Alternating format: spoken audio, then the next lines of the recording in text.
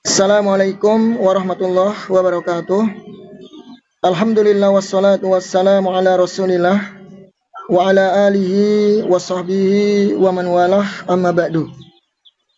Baik, teman-teman semuanya rahimani wa rahimakumullah. Di video kali ini kita akan mendengarkan kesaksian dari salah satu muhibbin yang beliau langsung turun gunung. Ya, berangkat ke negeri Yaman, tepatnya di kota Tarim, kota sejuta wali, untuk membuktikan apakah benar klan Ba'alawi ini termasuk dari keturunan Rasul Shallallahu Alaihi Wasallam. Jadi muhibbin ini teman-teman ya, tidak main-main. Dia ingin membuktikan langsung di sana. Apakah benar ya Ba'alawi yang ada di Indonesia ini benar-benar nasabnya bersambung kepada Rasul Shallallahu Alaihi Wasallam ataukah tidak? Karena konsekuensinya, kalau memang dia bersambung kepada Rasul Shallallahu Alaihi Wasallam, nanti tidak boleh menerima zakat. Ya, tidak boleh menerima zakat. Apalagi minta-minta, mendawir. Ini akan mengurangi dan merusak kesucian, kehormatan nasab Rasul Shallallahu Alaihi Wasallam. Baik teman-teman, tak lama-lama kita akan dengarkan bersama-sama pengakuan dari salah seorang muhibbin yang insya Allah ini jujur teman-teman ya, lillah teman-teman. Ya, agar nanti Ba'alawi tidak menjadi bully-bulian, tidak menjadi bulan-bulanan, bullying ya di negeri kita tercinta ini. Baik, kita dengarkan teman-teman. Salam kenal buat semuanya. Insya Allah kita akan membuka beberapa penemuan selama saya di Yaman, mudah-mudahan dibantu oleh Allah Subhanahu wa Ta'ala. Jadi semoga teman-teman dukung terus ya, biar kita tetap membongkar kebodohan-kebodohan yang beredar di negeri kita tercinta. Alhamdulillah hamdan katsiran thayyiban mubarakan fih kama yuhibbu rabbuna. Amma ba'd. Teman-teman yang dirahmati oleh Allah Subhanahu wa Ta'ala, insyaallah saya akan menyampaikan beberapa yang saya dapat di Yaman, kenyataan yang ada di Yaman dengan jujur, tidak akan dengan membangun dengan framing dan juga dengan kebohongan. Dan memang guru-guru kita selalu menganjurkan agar ini jujur, as-sidq ma'allah, jujur kepada Allah Subhanahu wa Ta'ala, dan juga kepada as-sidq ma'an nas, jujur kepada manusia. Dan insya Allah saya akan menyampaikan beberapa perkara nanti, dan saya tidak ingin membenci siapapun, saya juga tidak ingin merendahkan siapapun, tapi saya ingin bagaimana ini sebagai nasihat buat kita semuanya, atau khusus Ba'alawi, bahwasanya cobalah dicerna, dipikirkan dengan hati, agar kalian itu tidak terus-terusan dijadikan bulian masyarakat atau dijadikan tuduhan-tuduhan pembohong atau segala macam. Teman-teman, masalah Ba'alawi ini yang kenapa saya gigih sekali mencari di Yaman, karena ini masalah akidah dan negara kita tercinta, bukan masalah kepentingan atau uang dan segala macam. Terus yang kedua teman-teman, saya sampaikan juga, agama ini adalah nasihat. Kata Nabi sallallahu alaihi wasallam, ad-dinun nasiha, agama ini adalah nasihat. Man ra'a minkum munkaran falyughayyir bi yadihi fa in lam yastati bil lisanihi fa in lam yastati bi qalbihi. Jadi Nabi sallallahu alaihi wasallam memerintahkan kita untuk mengingkari sebuah kebatilan. Kalau kalian melihat kebatilan, maka hendak kalian mengingkari dengan tangan, kalau tidak bisa dengan lisan, kalau tidak bisa juga dengan hati. Dan itu adalah adfa'ul wadhalika adfa'ul iman. Demikian itu adalah termasuk uh, Iman. lemahnya iman. Dan di sini teman-teman, saya tidak akan memfitnah klan Ba'alawi dan saya tidak akan framing. Insya Allah saya akan berusaha mungkin untuk insaf, berada di tengah-tengah untuk menyampaikan kebenaran yang saya temukan di Yaman, yang nanti insya Allah kita buktikan satu persatu yang beredar di negeri kita tercinta. Tentang Faqih al-Muqaddam, beberapa ahli tarikh seperti orang-orang ini ahli sejarah tentang Faqih al-Muqaddam ini, memang orang ini didengar begitu saja, tapi tidak ketahui di mana dikubur, matinya di mana nggak ada yang tahu. Cuma didengar. Terkenal. Cuma kalau masalah nggak terkenal, cuma hanya beberapa orang, tergelincir orang yang tahu. Beberapa daerah saya datangi karena mereka mengatakan suhra wal istifadah. Saya pengen buktikan tentang kesohrohnya si Faqih al-Muqaddam itu, teman-teman. Ternyata beberapa daerah saya tanyakan tentang Faqih al-Muqaddam itu tidak, kebanyakan 99% orang-orang Yaman tidak kenal. Suhra wal istifadah itu kan seseorang yang dikatakan suhra itu kan dia itu muktabar, sangat terkenal dari ujung ke ujung, dari fatwanya, dari tulisannya, terus dari kitab-kitabnya pasti terkenal. Cuma yang saya temukan tentang Faqih al-Muqaddam di Yaman ini tidak seperti yang diceritakan di Indonesia. Contohnya mereka mengatakan Faqih al-Muqaddam itu mi'raj 70 kali sehari, atau 15 kali 25 kali sehari, 27 kali sehari, atau 7 kali sehari. Itu hadis-hadisnya di riwayat-riwayat tentang Faqih al-Muqaddam tertulis dalam kitab mereka itu, di dalam Syarah Ainiyah kitab Ba'alawi itu memang tertulis wa fi riwayatihi sab'a wa isyrina marot, terus wa fi riwayatihi sab'ina marot, wa fi riwayatihi sab'a marot. Jadi di situ memang di kitab Ba'alawi mereka memang meyakini bahwasanya Faqih al-Muqaddam, nenek moyang mereka itu mi'raj 70 kali dalam sehari. Dan kalau dalam akidah ahli sunnah wal jamaah itu sepakat tidak ada yang bisa mi'raj kecuali Nabi SAW. Saya itu sering ke Aden, ke Taif, terus ke Yafi, ke Maho, menanyakan tentang Faqih al-Muqaddam. Itu rata-rata nggak ada yang kenal. Malahan kalau saya tanya tentang Syekh Abdul Qadir Ar-Jilani, itu malah suhroh di kalangan masyarakat Yaman. Dan beberapa lab saya waktu di TikTok itu banyak sekali teman-teman saya tunjukkan sambil lab. Saya tanyakan orang-orang Yaman, dari tentaranya mau dari pelajarnya. Saya tanya tentang Faqih al-Muqaddam dengan Syekh Abdul Qadir Ar-Jilani. Malahan banyak yang menjawab katanya kalau Syekh Abdul Qadir Al-Jailani itu mereka kenal. Tapi kalau Faqih al-Muqaddam wallahu a'lam, nggak tahu kata mereka. Saya beberapa tokoh agama saya temui seperti ulama Syafi'iyah sendiri yang ada di Tarim yang menentang Umar bin Hafid. Jadi teman-teman, banyak sekali ulama Syafi'iyah yang menentang Umar bin Hafid yang ada itu di Tarim.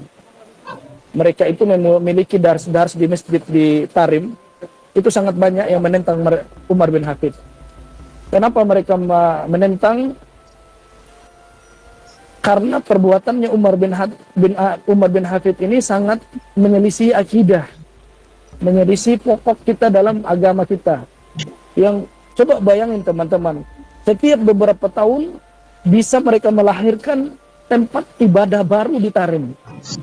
Yang dulu hanya adanya kuburan Hud alaihissalam, yang mereka pun yakini kuburan Hud itu bukan jadi kuburan Hud itu teman-teman bukan diyakini dengan penglihatan mata, bukan diyakini dengan ada saksi yang lihat adanya di tempat itu, bukan. Tapi itu kuburan Hud itu diyakini dengan mimpi. Jadi ada seorang Habib Abu Bakar bin Salim kalau tidak salah, dia mimpi bahwasanya kuburan Hud itu ada di situ, dan dia mimpi kuburan Hud datang berziarah kepada beliau. Wahai uh, Abu Bakar bin Salim, in lam tazurni sa'ajuruka, kalau kau tidak ziarahiku maka aku yang akan menziarahimu. Jadi itu dalam kitab mereka tertulis gitu loh, bahwasanya kuburan Nabi Hud alaihissalam itu sendiri mereka yakinkan, dan mereka bikin kuburannya itu bukan dibangun dengan ilmu, dengan sejarah, bukan juga dibangun dengan penglihatan, tapi dibangun dengan mimpi. Dan itu yang lebih membodohkan lagi, sudah dibangun dengan mimpi, mereka jadikan tempat tawaf. Gitu loh. Ada syekh yang penulis kitab, di antara kitab yang beliau tulis adalah Al-Quburu fil Yaman. Judul kitabnya itu Al-Quburu fil Yaman. Itu Imam Syafi'iyah atau apa namanya, ulama Syafi'iyah yang ada di Tarim. Dia membongkar dan membantah habis-habisan tentang adanya kuburan palsu dan membangun kuburan palsu yang dibikin oleh Ba'alawi. Itu sangat terkenal kitab itu, namanya Al-Quburu fil Yaman. Al-Quburu fil Yaman. Itu nama kitabnya. Iya. Saya pernah di lab itu, saya pernah tunjukkan ke teman-teman nama kitabnya, sampelnya saya pernah tunjukkan. Dan ini ulama Syafi'iyah yang masih lurus, beliau sangat menentang. Dan di dalam kitab itu juga ada terdapat, saya baca sendiri kitabnya, bahwasanya di tahun 135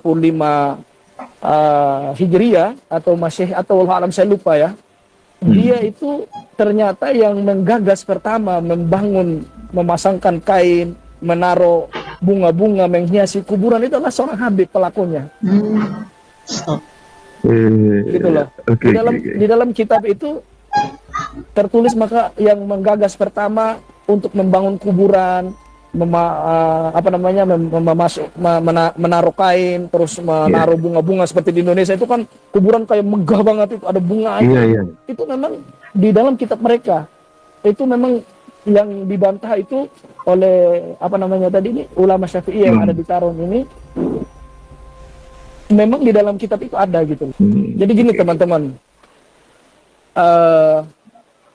orang Asy'ari atau orang tasawuf itu sendiri di Tarim itu teman-teman, ada memang tasawuf yang masih lurus, dan memang tasawufnya Umar bin Hafid ini memang tasawuf yang agak lain, yang sulit bisa ditebak. Rata-rata ada beberapa ulama tasawuf yang saya temui ya, saya juga nanya fikih di mereka karena mereka sangat luar biasa tentang kefikihannya. Ulama-ulama tasawuf ini, ulama Syafi'iyah ini yang saya sebut tadi, mereka itu sangat menentang keras dengan apa yang dilakukan di dekat-dekat Darul Mustafa itu, atau itu kuburan. Ada yang lebih parah teman-teman ya. Setelah tempat tawaf kuburan Hud alaihissalam beberapa puluhan tahun diresmikan, itu ada lagi tempat tawaf yang kedua, namanya Mi'rab. Mi'rab itu mereka namakan Mi'rab. Itu kata mereka gelas Nabi Sallallahu Alaihi Wasallam. Dulu Nabi Sallallahu Alaihi Wasallam pernah datang ke Hadramaut dan minum air, gelasnya dia lupa. Gitu loh. Mereka yakini itu, dan gelas itu sekarang dibikinkan seperti dibikinkan sebuah kayak menara gitu, terus untuk ditawafin juga. Gitu. Saya bingung, kata mereka Nabi Sallallahu Alaihi Wasallam pernah ke Hadramaut atau ke Yaman lah, taruhlah. Tapi pertanyaan saya, kenapa Uwais Al-Qarni kok masih jadi tabi'in, nggak jadi sahabat gitu? Padahal dia adalah manusia yang Nabi SAW perintahkan ke Umar ibn Khattab, kalau ada seorang laki-laki yang bernama Uwais Al-Qarni, minta doa kepada dia. Dia datang dari Yaman. Kalau memang Nabi pernah ke Yaman, kenapa orang-orang ini yang pengen ketemu dengan Nabi tidak jadi sahabat gitu loh? Ya, logis. Tetap sejarah mencatat mereka adalah tabi'in. Itu lucu juga, lucu. Jadi kalau bilang Nabi pernah datang minum air, terus gelasnya dia taruh di Hadramaut, kalau menurut saya itu adalah palsu, tidak dibenarkan dalam syariat. Itu adalah cerita dongeng. Mereka selalu melakukan setiap bulan Sa'ban, kalau nggak Sa'ban Muharram, mereka ini dari segala penjuru mereka datang keliling kayak tawaf Ka'bah. Jadi mereka keliling kayak seperti tawaf Ka'bah begitu, Jadi memang itu kalau menurut saya sih itu semua bisnis, masalah fulus. Iya. Menurut saya itu yang saya Apa? pahami itu. Hmm. Ulama-ulama Syafi'i yang ada di Tarim itu menyerang lewat mimbar, lewat mikrofon tentang kesesatan dan tidak bolehnya hal-hal yang dilakukan oleh Umar bin Hafid yang mereka tentang itu banyak sekali. Gitu. Oke. Oh. Jadi gini teman-teman, dipahami dulu ya. Adanya Duria Nabi atau klan Ba'alawi ini terjadinya 30 tahun yang lalu. Ini ahli-ahli tarikh yang saya temui di Yaman yang mengaku klan Ba'alawi atau sampai detik ini kita kenal di Indonesia Robito Alawiyah, itu terjadinya 30 tahun yang lalu. Dulu yang ada di Yaman itu cuma hanya 2 nakobah. Ada Al-Hasani dan ada Bani Hasim. Dan Ba'alawi dulu mereka mengaku-ngaku mereka dari Bani Hasim. Itu awal-awal mulanya. Awal-awal mulanya mereka belum berani ngaku mereka adalah Habib atau Duria Nabi. Mereka masih menempelkan diri mereka ke Bani Hasim.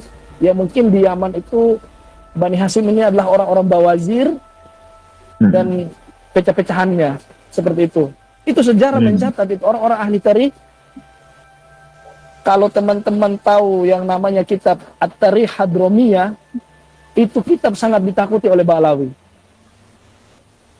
Nama kitabnya itu At-Tarikh Hadromiyah. Itu kitab sangat ditakuti oleh Ba'alawi.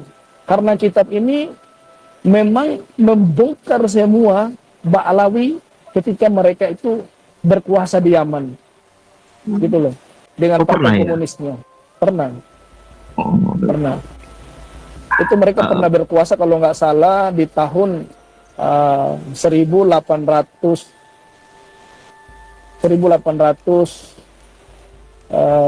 sekian lah.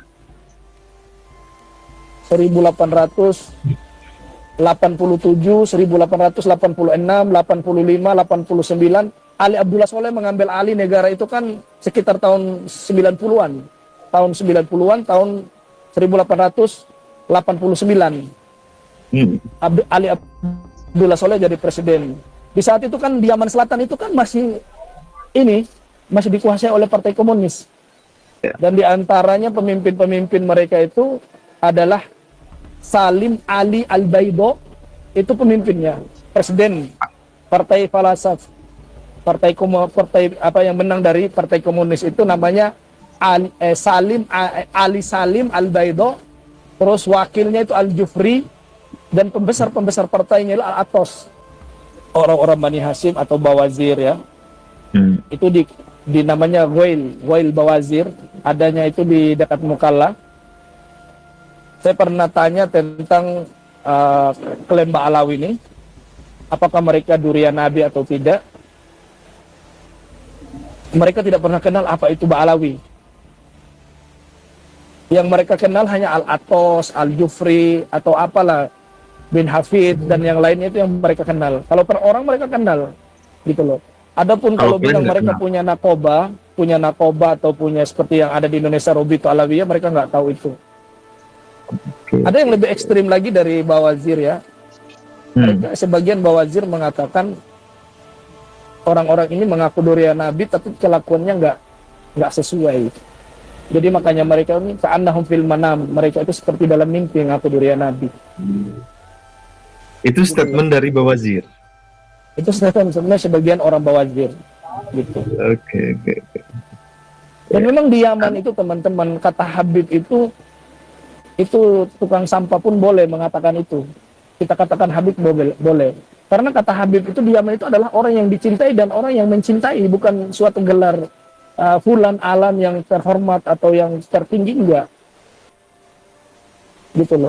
Atau enggak usah di Yaman ya, di seluruh negara Arab, di Jazirah Arab, kata Habib atau Habibah atau Habibi itu adalah sesuatu yang sudah sehari-hari bagi mereka. Iya. Kita mau beli sayur ya Habib, kam ada. Udah biasa itu kata Habib, bukan gelar untuk seseorang Duria Nabi gitu loh. Apalagi Ba'alawi ini kan dikatakan Habib sekitar 30 tahun yang lalu. Kan sesuatu yang lucu.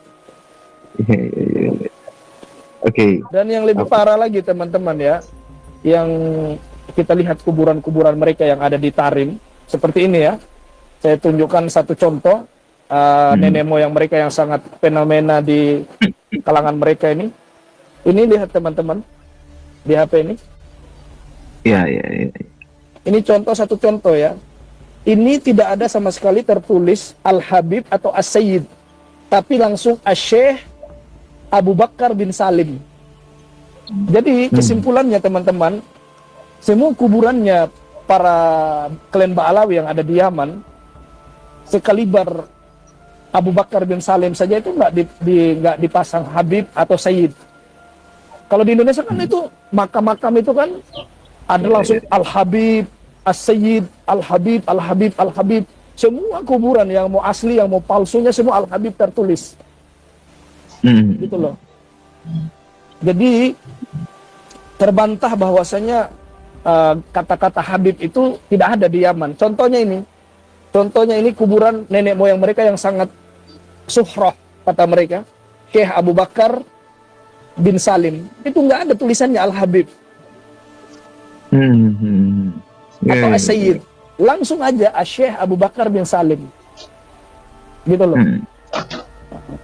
Bang Terus Nasab, juga yang di antara yang di Tarim, seperti mereka mengatakan di Tarim itu tidak ada aspal. Ini aspal semua ini teman-teman. Ini di kuburan, di depannya kuburannya Syekh Abu Bakar bin Salim ini ada aspal.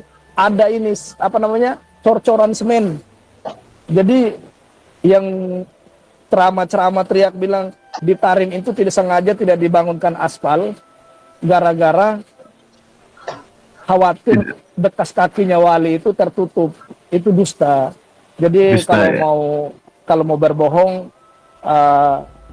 jangan nanggung gitu loh. Sekalian aja jadi Ba'alawi. Saya bongkar semuanya teman-teman, saya tunjukkan ini ada aspal. Sampai saya sebut ada satu dai yang sangat terkenal, Ustaz Abdul Somad. Saya bilang, Ustadz Abdul Somad, ini lihat ini ada aspal di Tarim ini.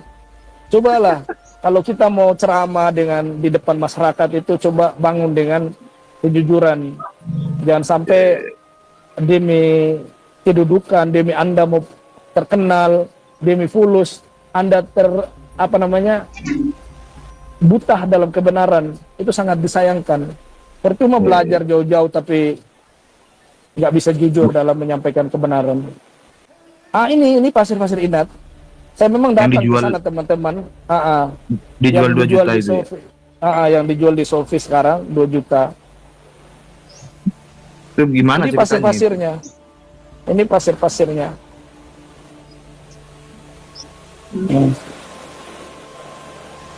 Ini pasir-pasir yang ada di sini ini teman-teman. Sampai saya ini loh,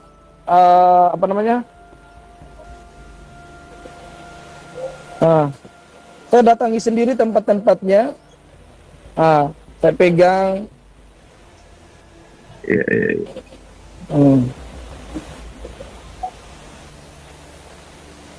Itu pemakaman apa? Ini pasir-pasir yang mereka akui ini. Ini pemakaman Jambal yang ada di Tarim. Itu yang disebut pasir Inat. Ini pasir yang ada di Jambal. Kalau ada pun yang di pasir Inat tadi tempatnya kuburannya Syekh Abu Bakar bin Salim. Ini pasir-pasir sekitar sini. Itulah yang namanya pasir Inat yang mereka jual di Indonesia. Bang Nasab. Gimana bang? Kita bisnis aja bang. Impor pasir Inat bang. Kita jualin ke budak-budak. Saya bawa satu botol. Ada di penginapan, satu botol itu saya bawa pasir. Nanti kalau teman-teman mau ketemu sama saya di bandara yang mau minta, silahkan. Memang pasir Inat itu teman-teman, mereka diakui pasir itu. Kalau teman-teman siram di depan warung, misalnya nggak pernah ada orang belanja di warung misalnya ya, disiramkan, diteburkan di depan warung itu, nanti yang datang makan malam, makan siang itu langsung ini Namrud, Raja Harta. Makan malam itu langsung Namrud sama pasukannya makan malam di warung-warung kalian. Gitu. Terus seperti di toko-toko pakaian, toko-toko apalah. Itu kalau pasir diakui kata mereka, kalau ditabur di depan-depan toko kita, itu yang datang belanja nanti langsung ini Namrud. Raja Namrud. Enggak. Gitu loh. Ini, Karena yang paling saya kaya raja di dunia kan Namrud. Iya, saya klarifikasi dulu. Itu ajaran mereka, klan Habib Alwi tentang pasir itu. Ajaran mereka. Oh, Itu iya. ajaran, Bang. Pada ambil ini. Pada ngambil gitu, taruh di botol. Saya juga ada ngambil, masukin ke botol. Saya mau bawa ke Tarim, mau tes lip nanti teman-teman kalau mengandung emas.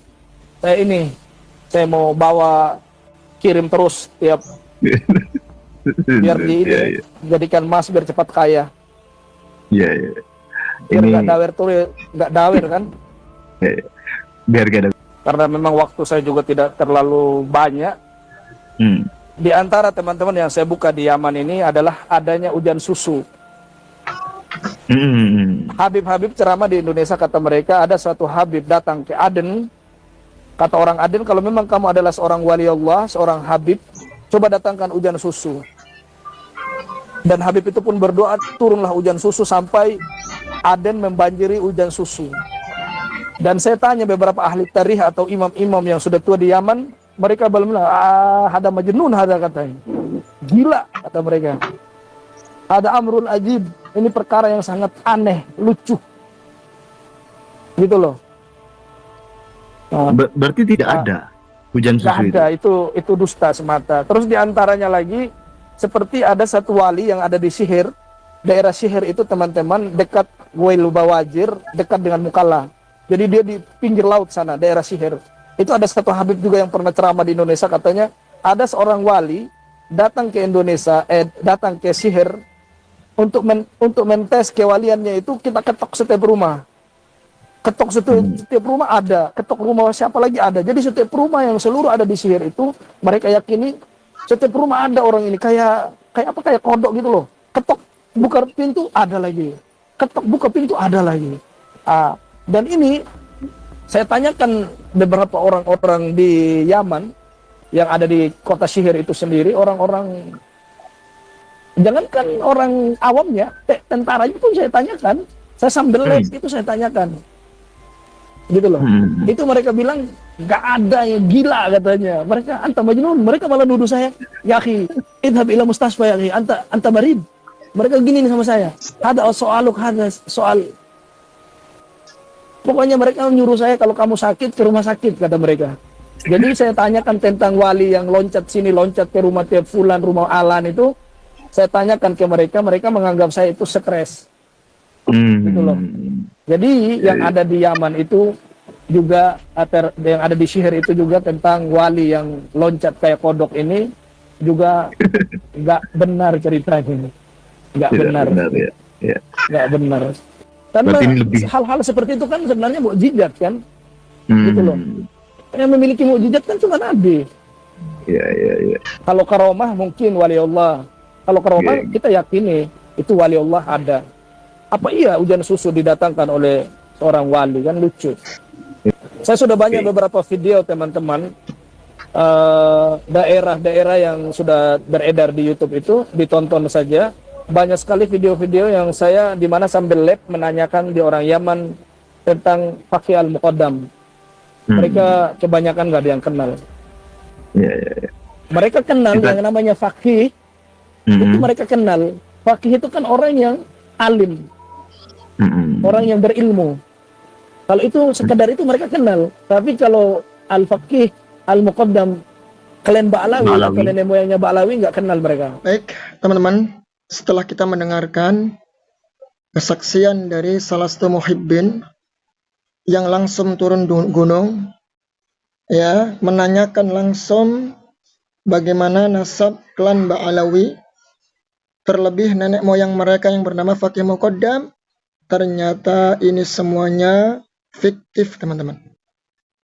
Jadi yang mereka dakwahkan tentang kehebatan, kesaktian Faqih Muqaddam, ternyata Faqih Muqaddam itu di sana tidak dikenal. Di sana tokoh fiktif yang tidak dikenal. Bahkan tadi lebih mengejutkan lagi, kita dengarkan, ternyata banyak ulama-ulama tarim dari madhab Syafi'i menentang keras ajaran Umar bin Hafid. Ya, ajaran Umar al-Hafid itu sangat-sangat bertentangan dengan akidah kaum muslimin. Bahkan tadi sangat mencengangkan ya. Setiap tahunnya Habib Umar itu mencetuskan amalan baru, tempat-tempat ibadah baru. Bahkan kuburan Nabi Hud diklaim ada di Tarim. Mengadakan ritual-ritual perayaan setahun 2 kali di bulan Muharram, kemudian bulan Sya'ban. Mereka tawaf di situ.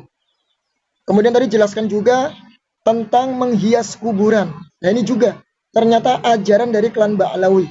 Kuburan dihias, dikasih kiswah, dikasih bunga-bunga. Ya, ini ajaran dari klan Ba'lawi. Di sana ulama-ulama Syafi'iyah menentang keras. Bayangkan teman-teman, sekarang tinggal kita bagaimana kita mau ngikut Nabi alaihi salatu wassalam atau mau ngikut ajaran Ba'lawi.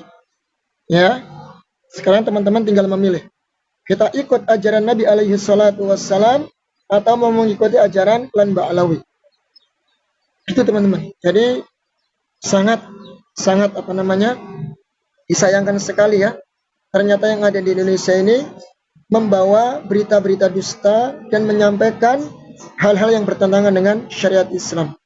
Baik teman-teman, semoga Allah Subhanahu wa taala menjauhkan kita dari berbagai macam keburukan, berbagai macam penyimpangan-penyimpangan akidah ya, agar jangan sampai kita nanti menghadap Allah Subhanahu wa taala membawa keyakinan yang batil. Billahi taufiq wal hidayah. Wassalamualaikum warahmatullahi wabarakatuh.